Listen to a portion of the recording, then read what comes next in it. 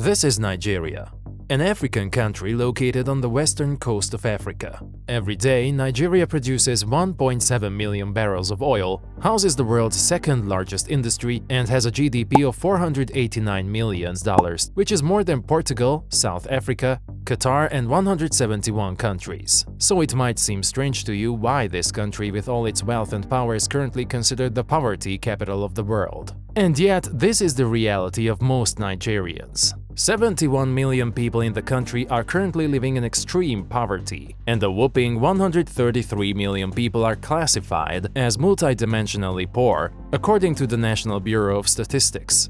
In other words, nearly 69% of Nigeria's population struggles with poverty. Considering these numbers, one might wonder how a country that once lent money to other countries and the International Monetary Fund could end up with a massive debt of 41.895 trillion naira, about 108.30 billion US dollars today. But to understand this puzzle, we must travel back in time to Nigeria's roots, back to the era of British colonial rule before the country gained its independence in 1960. When the British arrived in Nigeria in the 19th century, they brought with them high hopes and dreams of a better future, education, electricity, healthcare, and other privileges enjoyed by the people of Great Britain.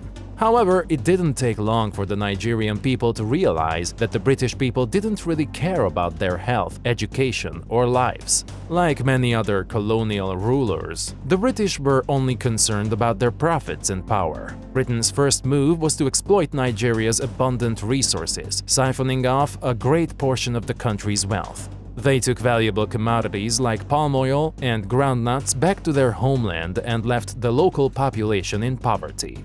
To make matters even more complicated, the British forced everyone to speak English. This enforcement created a linguistic barrier that made it hard for Nigerians to get an education or good jobs. The British didn't stop there. They also made Nigerians follow their rules and abandon their own traditions and ways of doing things. But, like all stories, this one had an ending. Over time, Nigerians got fed up with the British and started to demand their freedom.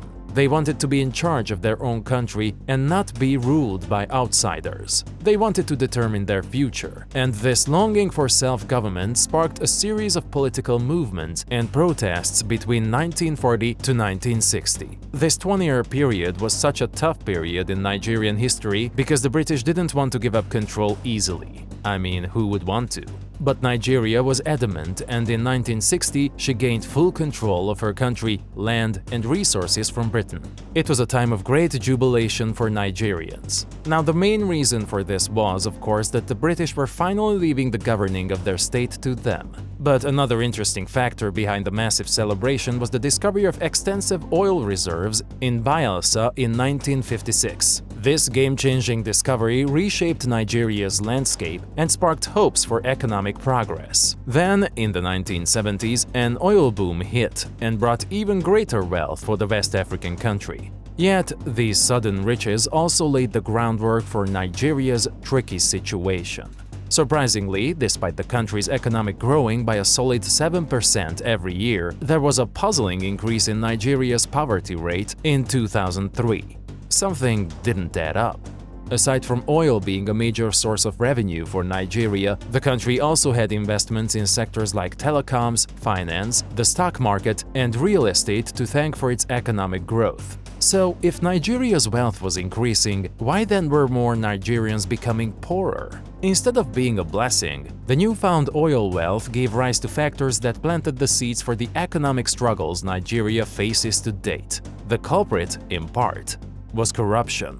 When oil became a major player in Nigeria's economy, corruption slipped in through the back door. The political elite got their hands on the wealth, while the common people found themselves stuck in a never-ending struggle. This divide between the rich and the rest grew wider and caused social tension and discontent. To give you a sense of the scale of the problem, Nigeria scored 24 out of 100 on the Corruption Perceptions Index in 2022.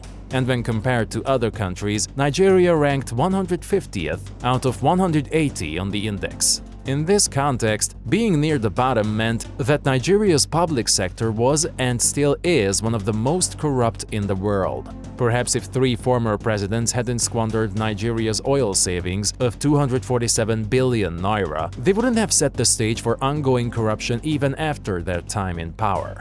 One of these 3 presidents was Olusegun Obasanjo. Now, here's a surprising tale. Back in 2004, even though most Nigerians might not be able to spot Sao Tome, a Central African country, on a map, ex-president Olusegun Obasanjo did not hesitate to lend the small twin-island nation a hefty $5 million. This was a country that was little, if any, strategic importance to Nigeria. The reason he did that? We would never know, but it's certain that the loan was linked to some shady business deal with the then government of Sao Tome. Not just that, the ex-president also generously extended a $40 million loan to Ghana in the same year. But these loans were just the beginning of the story.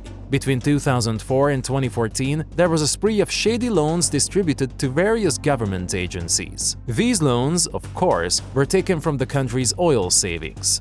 Money was shelled out without proper budgeting to foreign countries, the Independent National Electoral Commission, the Inspector General of Police, the National Security Advisor, the Ministry of Defense, and other agencies. In any well-functioning system, a president making such decisions would face strong criticism. However, in Nigeria's case, that didn't happen. And then fast forward to early 2006. The ex-president Obasanjo granted yet another loan, this time a staggering 4.55 billion naira.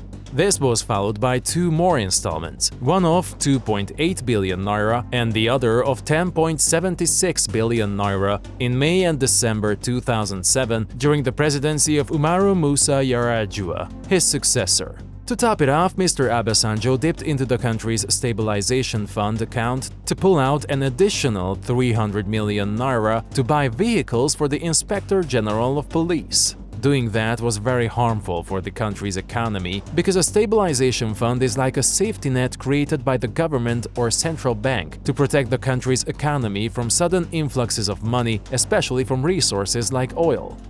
In June 2006, an additional 242.6 million naira was distributed. Between June and October, 2 more loans were granted for the same purpose, apparently for another set of vehicles. Surprisingly, there wasn't much effort to hold the former president accountable for mishandling public funds. These were funds that were supposed to ensure the country's stability.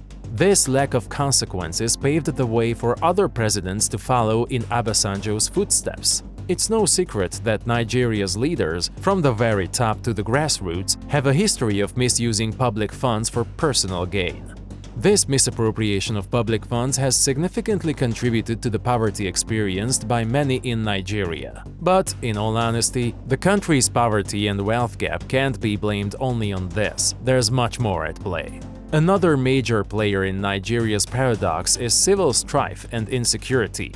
If you know little about Nigeria's history, you might recall the nation's constant episodes of civil wars and insecurity.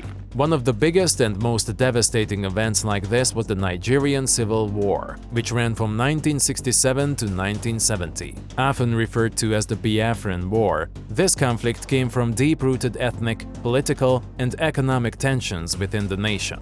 Led by a man called Lieutenant Colonel Chukwuemeka Adamagwu Ojukwu, the war started mainly because the southeastern part of the country decided to break away from its own country called Biafra. This happened after the people in that area, mostly the Igbo ethnic group, felt they weren't being treated fairly by the Nigerian government. They thought their rights and needs were being ignored. The conflict then escalated to a big war when the Nigerian government, led by General Yakubu Gowon, tried to stop the country from breaking apart. The war went on for almost 3 years and caused many deaths, suffering, and damage to the country's economy. The effects of the war were huge. Many Nigerians had to leave their homes, and lots of families lost their loved ones. It created a big crisis, and the country had to deal with much damage. Roads, bridges, and buildings were destroyed, making it hard to rebuild. Farming was also affected. There wasn't enough food for everyone.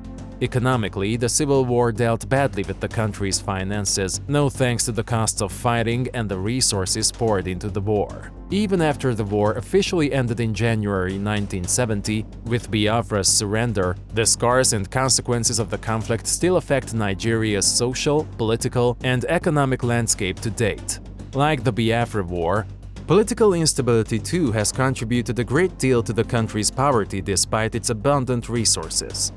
The seed of this instability were sown in the early years after Nigeria gained independence. The shift from British colonial rule to self-governance was tough, especially due to the country's diverse ethnic groups. The first big hit to Nigeria's young democracy came in 1966 when a group of military officers carried out a coup, overthrowing the civilian government. This coup marked the start of a series of military takeovers and a set pattern for future interruptions in governance. One coup that took the lead happened in 1983, when Major General Muhammadu Buhari took down the civilian government.